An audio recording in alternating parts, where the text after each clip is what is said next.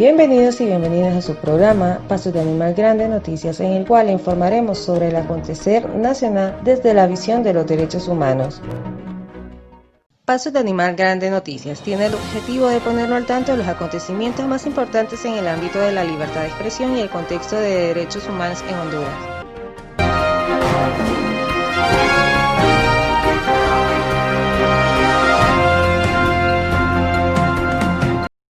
Tres garífunas fueron secuestrados en el municipio de Tela, en el departamento de Atlántida, en la comunidad de Triunfo de la Cruz. De acuerdo a la información de la Organización Fraternal Negra de Honduras, fueron secuestrados en sus casas y entre ellos se encuentra el presidente del patronato de Triunfo de la Cruz. Este 10 de julio murió el periodista Julio Ernesto Alvarado, quien se fue de esta tierra sin encontrar justicia por su caso, que libró una batalla judicial por 14 años en Honduras. Ex líder estudiantil de Movimiento Amplio Universitario relata el camino espinoso en la búsqueda de justicia en el Poder Judicial, donde fue condenado a 3 años de prisión por defender los derechos estudiantiles hace unos años atrás. Continúan los abusos policiales contra los ciudadanos y ciudadanas aprovechando la suspensión de las garantías en el COVID-19. Y vamos al desarrollo de las noticias de esta semana. Este sábado 18 de julio secuestraron a 4 miembros del patronato de la comunidad garífuna del Triunfo de la Cruz, entre ellos a su presidente Albert Schneider Centeno, Milton Joel Martínez Suani, Aparicio Mejía y otro líder comunitario de quien se desconoce su nombre. Eran aproximadamente las 6 de la mañana cuando hombres fuertemente armados, identificados como miembros de la Dirección de Investigación Policial, DPI, se presentaron y se lo llevaron. Hasta este momento se desconoce su paradero. La Secretaría de Derechos Humanos solicitó a los órganos de investigación del Estado iniciar acciones inmediatas para dar con el paradero de estas personas y esclarecer los hechos. Sin embargo, las autoridades no adoptaron medidas para prevenir que los hechos ocurrieran. Esta comunidad tiene una resolución de la Comisión Interamericana de Derechos Humanos que llevó el caso a la Corte Interamericana, que emitió una sentencia en contra del Estado de Honduras, responsabilizándolo por la violación del derecho a la propiedad colectiva, los derechos a las garantías judiciales y la protección judicial, y además por la violación a la obligación de disposiciones de derecho interno. El CIPRODE expresó su preocupación con respecto a este nuevo hecho de violencia contra la comunidad garífuna, que ha estado sufriendo bastante violencia en los últimos meses. Igualmente, otras organizaciones han señalado preocupaciones y demandado al Estado para que se adopten medidas urgentes para proteger la vida de las personas que están siendo afectadas en estos momentos. Hasta el cierre de esta nota no se tenía ninguna información que señalara el paradero de las personas secuestradas. El periodista Julio Ernesto Alvarado murió el 10 de julio de 2020 esperando justicia para que se le restituyeran sus derechos a la libertad de expresión.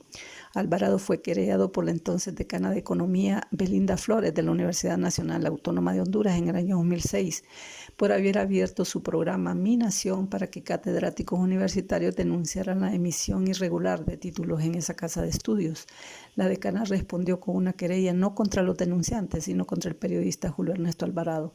La Asociación por la Democracia y los Derechos Humanos le acompañó desde el año 2014, cuando fue condenado en diciembre del 2013 por una corte de apelaciones a 3 años y 4 meses de prisión. En esa lucha, la SOPODEO fue apoyada por PEN International, PEN Canadá y PEN Honduras.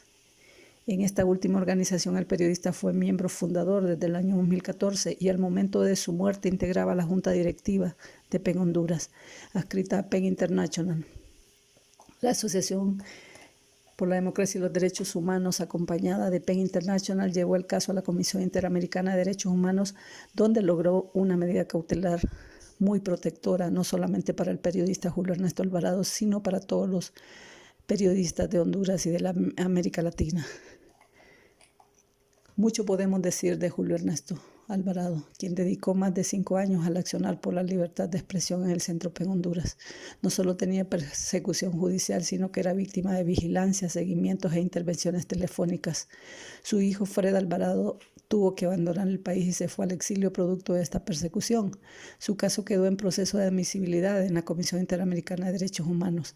La medida cautelar otorgada por este organismo es un legado de la lucha de Julio Ernesto Alvarado para todo el gremio de Honduras y América Latina. La justicia hondureña quedó con una gran deuda para Julio Ernesto y es importante que se siente un precedente contra el Estado de Honduras, que es violador de la libertad de expresión.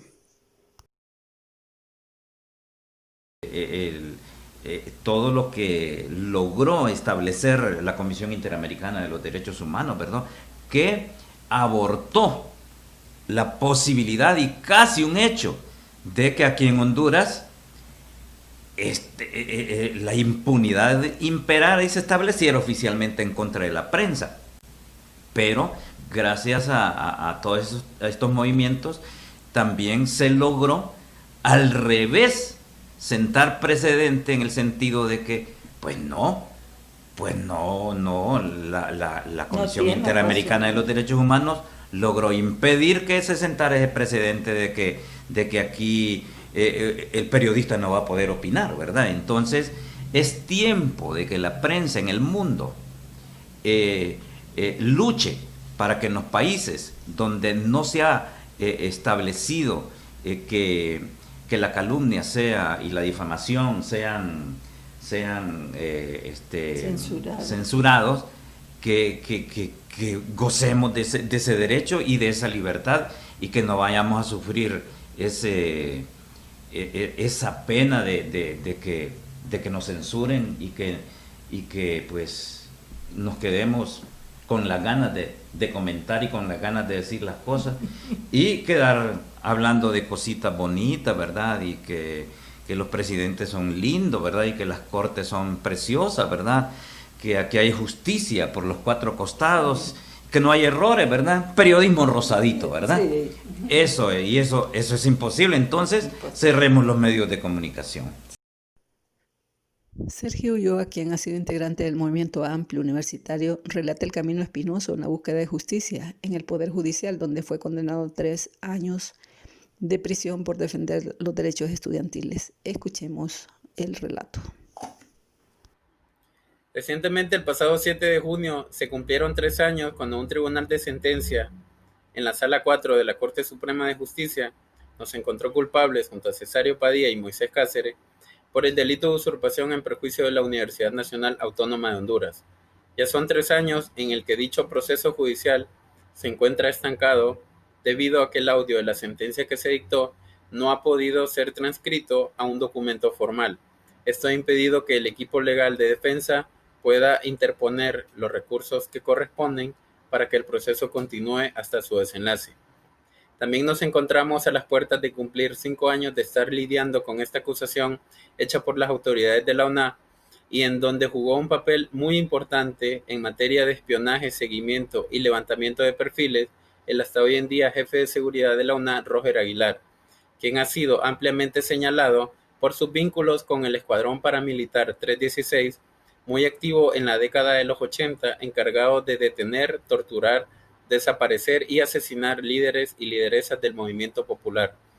Hace 5 años, las instituciones estatales se alinearon para poner en práctica estrategias encaminadas a silenciar las voces disidentes dentro de la UNA e inmovilizar al estudiantado que accionaba en defensa de los derechos de la comunidad universitaria y de la población en general.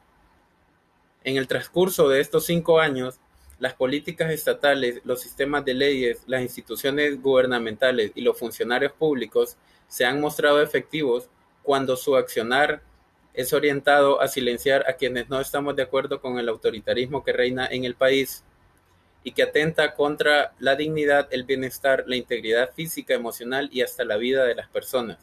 En contraparte, nos encontramos con un aparato de gobierno que niega a la población cualquier exigencia de justicia por violaciones a derechos humanos, situándose del lado de los intereses políticos y económicos que pujan por acelerar los procesos de privatización de bienes públicos de los territorios y los bienes comunes de la naturaleza.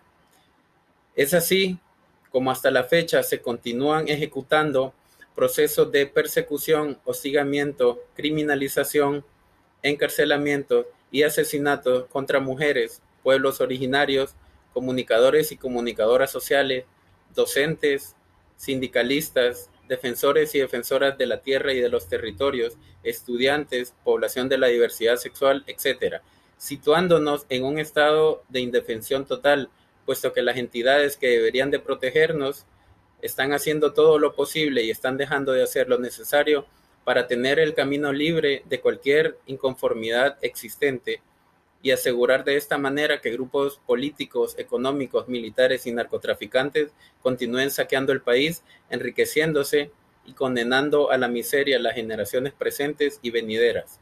Nuestro caso es solo un ejemplo más de la ejecución de políticas de Estado que reprimen, criminalizan, condenan, encarcelan y asesinan defensores y defensoras de los derechos humanos y los derechos de la naturaleza, y evidencia aún más la falta de acceso a la justicia en Honduras. Pasosdeanimalgrande.com, el periódico especializado en derechos humanos. No deje de visitarnos.